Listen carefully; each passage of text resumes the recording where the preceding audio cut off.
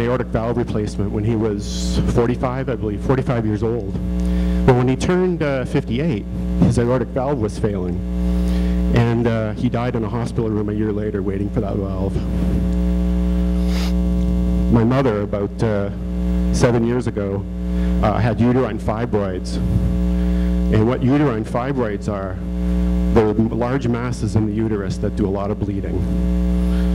My mother started bleeding one day, and her hemoglobin continued to drop, and she kept visiting her doctor and visiting her doctor. Her doctor wouldn't send her to a specialist. She kept bleeding and bleeding, and her hemoglobin dropped to 67, which is almost incompatible with life. And I was getting the updates every day, and I kept saying, go, get your uterus out. You gotta get your uterus out. Go and demand it, demand it. So she'd go the next day, and the doctor would say, we're gonna put you on male hormones. But don't worry, you'll grow a mustache, and your voice will deepen, and you'll lose your hair, but you'll stop bleeding. So when she got home and told me that, I said, call them back, insist on the surgery. She said, doctor won't do it, it's not covered. So eventually, she was sitting at home and bleeding profusely. I said, get to the emergency room before you die. So she got to the emergency room, and they finally decided we have to take that uterus out. But unfortunately, they had to give her 4 pints of blood before they could do it, because her hemoglobin had dropped to such low levels. Thirdly, I have a brother who's had chronic hip pain. He's a year older than I am, a real good athlete, and could barely walk due to chronic hip pain. So his doctor finally said, we've got to get an MRI to find out what the problem is there. So his MRI was scheduled 1 year later. So he said, okay, I just won't run so much, I won't bike so much, I'll try and live with it. He went for alternative therapy, he went for physio, went for acupuncture, what have you. So when the year came up, he said, oh great, I get to go for my MRI today. So he went for his MRI, he got his results back, and they scanned the wrong leg. So he called his doctor and he says, they scanned the wrong area. And he goes, oh, they did they? We better reschedule that MRI. He got an appointment for 6 months. He finally got the MRI, and they finally got to the root of the problem, but this was, a year and a half later. My grandmother had a pretty large basal cell cancer, which I see in my office multiple times a day. Very straightforward to treat it. She was 82 years old. She had emphysema, a little bit of heart disease. So they decided, we don't need to treat this, it's okay. Well, she died 10 years later with most of her nose eaten away.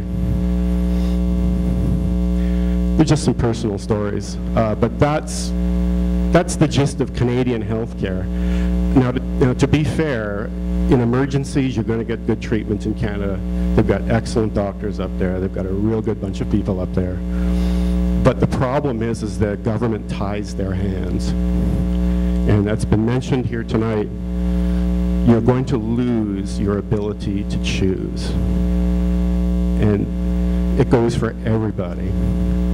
But the Medicare folks in the audience have to understand their ability to choose is going to be gone. The doctors will not be accepting new patients. This is what happened in Canada. The Ontario government decided to cap doctor incomes. They thought that'd be a really good idea at saving money. So back in 1995, one of the reasons I came to the US, because they didn't want to work under a capitated system. Well, a lot of the specialists there, once they were capped, they didn't make any more money for the rest of the year. So instead of working a 5-day week, they worked a 2-day week. Well, what does that mean? It means no access. It means no appointments. It means no new patients. So if you call for specialty care, you don't get it because there's nobody around that can give it to you.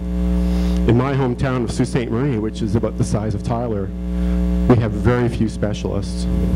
The general practitioners have to take care of things they don't know how to take care of. We don't have plastic surgery, we don't have neurosurgery, we don't have radiation oncology.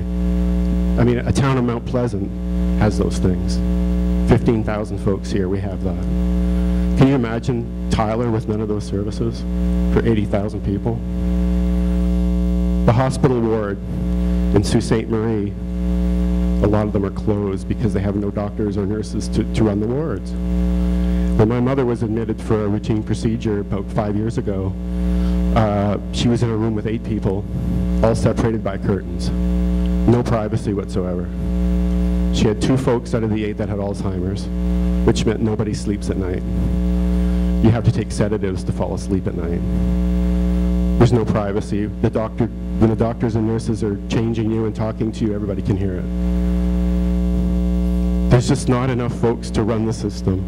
And what happens is when you have a very cynical remark like the president made the other night to really alienate the doctors, which is what he's doing now. I don't know of any pediatrician who sends a child for a tonsillectomy because he's got a sore throat.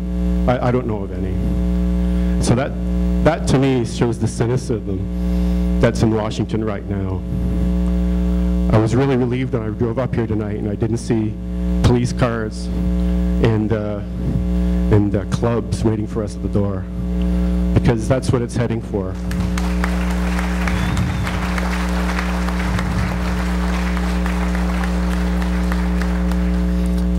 In conclusion, the thing that makes me the most sad is to see how politics has totally got in the way of a real discussion.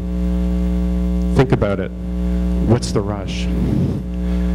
Do you know that even if the bills were to pass, they wouldn't even be enacted until 2013?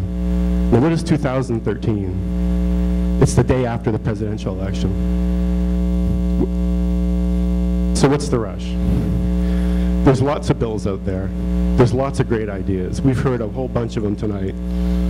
And I used to look across the river, St. Mary's River in the Sioux, and I used to think, wow, what a great country. This country was founded on freedom, of less government, of less taxes.